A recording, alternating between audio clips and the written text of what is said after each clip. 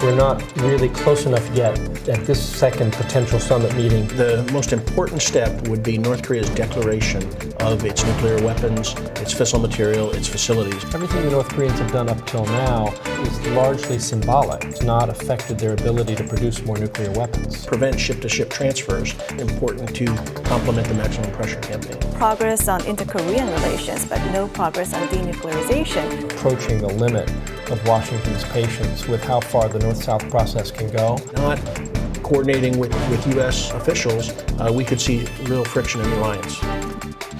From the Voice of America, this is Washington Talk. Hello and welcome to Washington Talk. I'm Eunjang Cho. 3 months after the historic summit between President Trump and North Korean leader Kim Jong-un, works are underway to arrange a second summit meeting. Chairman Kim requested this meeting, and it remains to be seen what he will bring to the table. What should the U.S. be asking for before entering into a second summit? The primary purpose of the letter was to request another meeting with the president, which we are open to and are already in the process.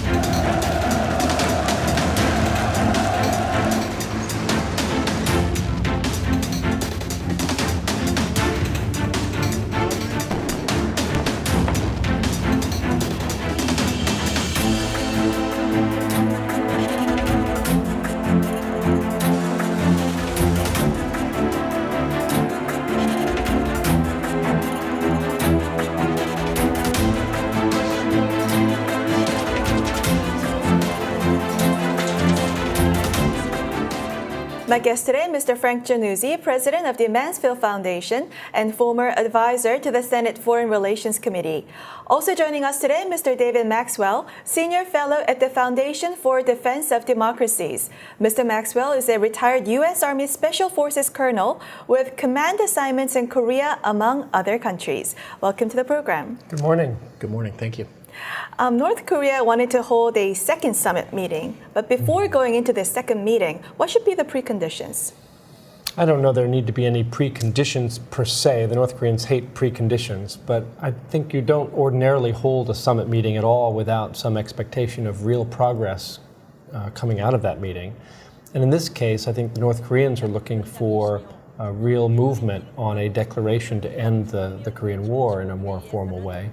And I think the Americans are looking for actual, concrete, and perhaps irreversible, if I can use that word, steps toward denuclearization.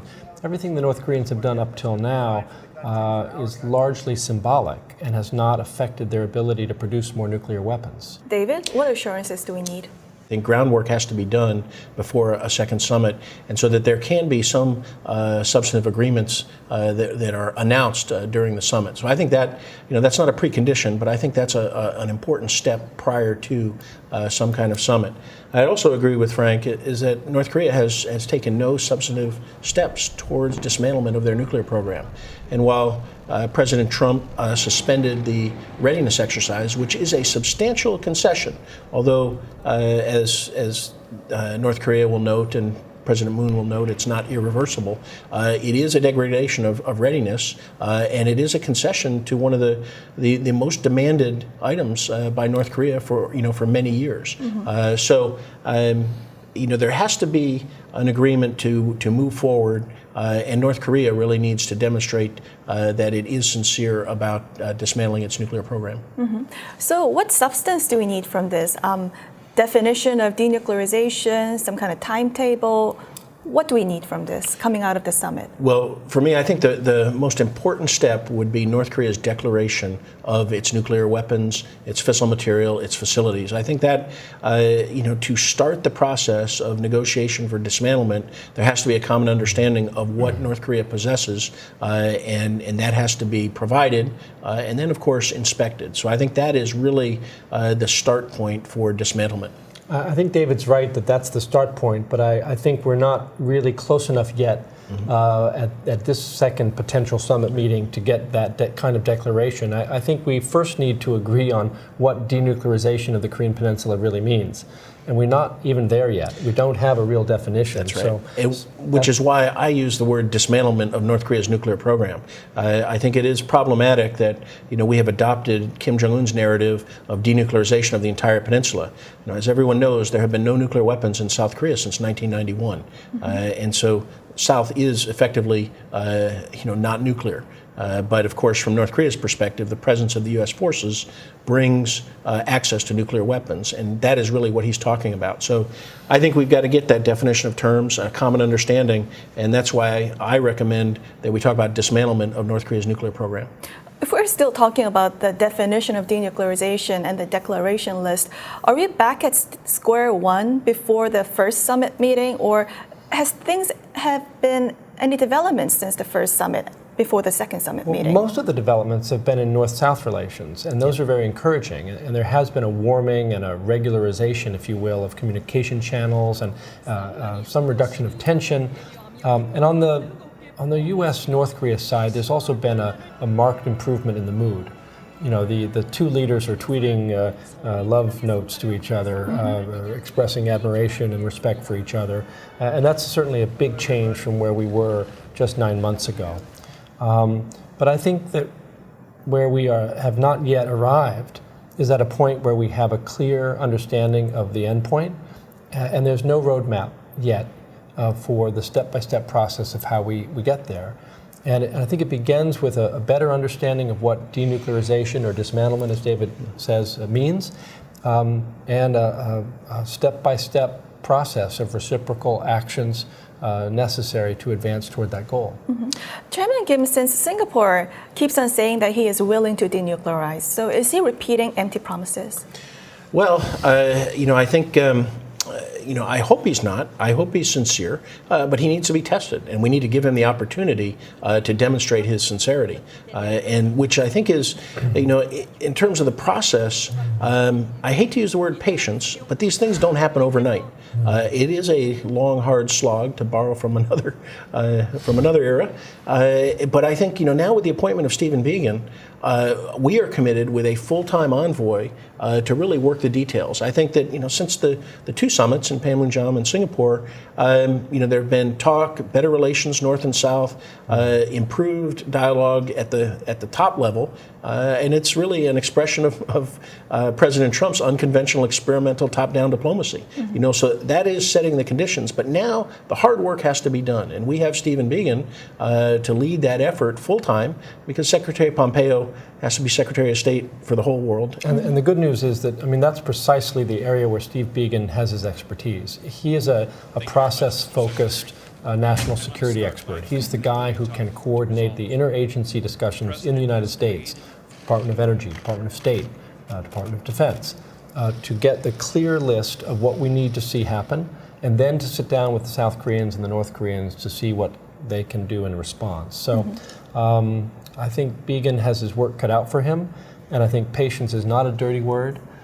We should be patient and give Steve Biegun a chance to do his job. David, if North Korea wants end-of-war declaration, then what should North Korea do first to reduce tensions on the peninsula? Well, that's a great point. Of course, the only threat is not nuclear. The conventional threat is still very significant. And a simple declaration of peace, while it may be symbolic, really does nothing to enhance the security of South Korea. And we should keep in mind that North Korea, with a 1.2 million man army, 70% of which is forward deployed in offensive posture between the DMZ and Pyongyang. The most important element of that is its artillery. And while South Korea is discussing confidence-building measures from their side, reducing guard posts, south barrier fence, removing anti-tank obstacles, there really needs to be reciprocal measures on the north side. I think a declaration of the end of the war needs to be accompanied with a reduction in offensive capabilities so that there is no miscalculation and a restart of hostilities, because a statement or a piece of paper provides no defense. I think you're hearing the wisdom of a man who served on the DMZ there from David. Right. You know, words are nice, but actual capabilities, that's what we want to focus on. Yes. And on this topic of military, on the Foundation Day military parade, we didn't see any ICBMs. But just because we didn't see it on the parade, does that mean North Korea has stopped developing those ICBMs? Well, to the contrary, as far as we know, they continue to build them and probably continue to improve them and continue to produce fissile material for the warheads to go on them. So out of sight should not mean out of mind. And this was a smart move by North Korea to lower the tension, to lower the visibility of their nuclear program in hopes that they would convey the message that President Trump, in fact, I think received. President Trump tweeted about the fact that he was so impressed that the parade did not highlight the North's military capability. And I think this was a very calculated move by the North, but it should not deceive us into thinking that their ICBM capability has in any way been reduced. You know, Chairman Kim, on his January 1st address, said that they'd completed development, ready for mass production. And Kim Jong-nam, in the speech on 9 September, said that they've achieved their highest military capability and can now focus on economics. So to me, the message is that they have completed development, don't need to demonstrate that because they have now brought us to the table. Last question before we go. U.S. Trump administration has been hinting that it will step up measures against illicit ship-to-ship transfer by North Korean vessels. And U.S. officials are getting ready to name and shame the violators. So would this give a new lever to the Trump administration? Well, you know, John Bolton was the original architect, or one of the architects, of the Proliferation Security Initiative, PSI, in the first Bush administration, G.W. Bush. And so I see Bolton's hand in this. But I think it is designed to complement, not to undermine U.S. diplomacy. The pressure and the sanctions campaign has already, frankly, been reduced. But for it to be credible, there has to be enforcement. There has to be calling out of the violators. So this is a move, I think, by Bolton to try to maintain some credibility in the sanctions regime. Mm-hmm. PSI is it could be an effective tool. 105 countries have actually signed up to it. But I could see the South Korean Navy, perhaps the Japanese Navy, the U.S. Navy, operating in international waters, maybe not have to conduct maritime intercept operations, but the presence of those may prevent ship-to-ship transfers and allowing sanctions violations to continue and resources to flow into the North. I think that's important to complement the maximum pressure campaign. Mm-hmm. We'll end our discussion here and watch video for our next topic.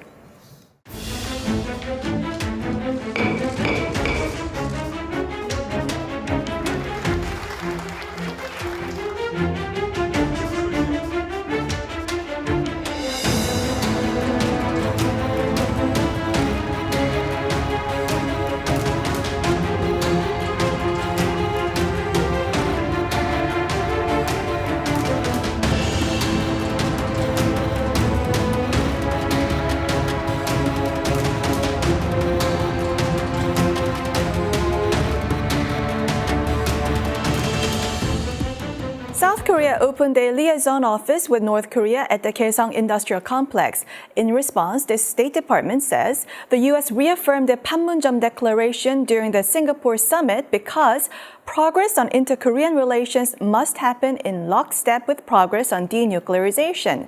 Now we have this progress on inter-Korean relations and obviously no progress on denuclearization, so no lockstep there. How would you look at the U.S.-RK alliance, where it stands right now? Well, for me, I think military to military, the relationship is as strong as ever. I think the South Korean military and the U.S. military, we are blood allies, and so I think that is strong. But I do think that if we are not in step politically and diplomatically, that brings friction to the alliance. Now, I don't think that dismantlement and the process can occur at the same pace as improved North-South relations. I worry that South Korea is getting too far out front right now. But I can't blame President Moon for trying to advance the North-South process. That's his focus. The danger is that at some point, President Trump and his administration are going to reach the conclusion that South Korea's outreach is somehow undermining U.S. denuclearization efforts. We're not there yet, and Began is in the region now, coordinating, consulting. But South Korea is having to make a very tough judgment call. How far and how fast to push North-South to try to help the denuclearization process. How far can they go before essentially they get out of phase with Washington? And I think we are approaching the limit of Washington's patience with how far the North-South process can go before the North takes meaningful steps on denuclearization. And let me echo Frank's comment there and make this comment. President Moon wants peace first. I think that's clear. But what concerns me is peace at any cost, or peace at what cost? And that is where things could be troublesome, because if it is at the cost of the alliance, it may not lead to the real peace that we need on the Korean Peninsula. So peace at any cost can be problematic. President Moon, when meeting with a group of special advisors, said that the current stalemate in the denuclearization talks came because the United States is not taking any reciprocal steps, whereas North Korea took irreversible steps. And he called the stopping of the alliance military training as a reversible step. So is President Moon on the same page with the United States right now? And can he play a constructive, good role as a go-between during the upcoming inter-Korean summit? I think that both Pyongyang and Seoul are increasingly frustrated by what they see as Washington dragging its feet on the political step of sort of normalizing the diplomatic situation between the United States and North Korea. But that statement, to me, by President Moon, while it may curry a bit of favor with Pyongyang, it's not going to please anybody in Washington who would much prefer that he stick to the talking points about denuclearization as a critical component of this whole process. David, the implementation cost for the 2007 Inter-Korean Summit was $13 billion US. So would the Inter-Korean economic projects this time around, will it also become a cash cow for North Korea, do you think? Well, I think that's very possible, and certainly that's what Kim Jong-un wants to have happen. I mean, part of their strategy is to be able to get something for nothing. And so, and they've done that masterfully through the peace and prosperity policy of Roh Moo-hyun, through the Sunshine Policy, and at various times throughout the last 2 decades. And so the international community has provided a lot of aid, money, and economic development, I think, would certainly go to benefit the regime. And it's also troublesome that in that budget that is being proposed for economic development, there's also a reduction in the budget for taking care of North Korean refugees in the South. And I find that troublesome from a South Korean perspective and from the perspective of the Korean people. So this will be a cash cow for the North, and it's something that I think that should be scrutinized very, very intently. Right. On that note, we'll move on to our next segment. Now time for the photo moment, time to look at an interesting North Korea picture. Today we have a photo from the glorious country mass games held on the 70th anniversary of North Korea's founding day. This is a huge propaganda festival involving 17,490 student performers. Young students hold up cards to perform synchronized patterns for hours and go through months of training. Now, Frank, what's your reaction? Well, the North Korean people are famous for these mass displays, and it's incredible effort that they mount to do this. It strikes me that it's a source of enormous pride for the residents of the capital. I've been in Pyongyang and watched some of the drills for these mass displays, and there's kind of a festive attitude among those who are participating. I think it takes incredible discipline, hard work and practice.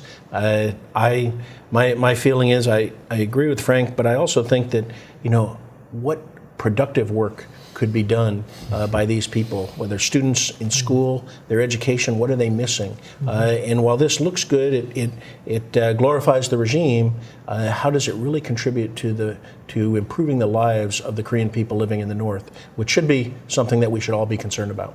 I'm most concerned about the human rights of these children who cannot even go to restrooms during the performance. Yes. Well, on that note, Frank, David, thank you for joining us. Thank you, Thank you. Yoon-Chung. Thank you.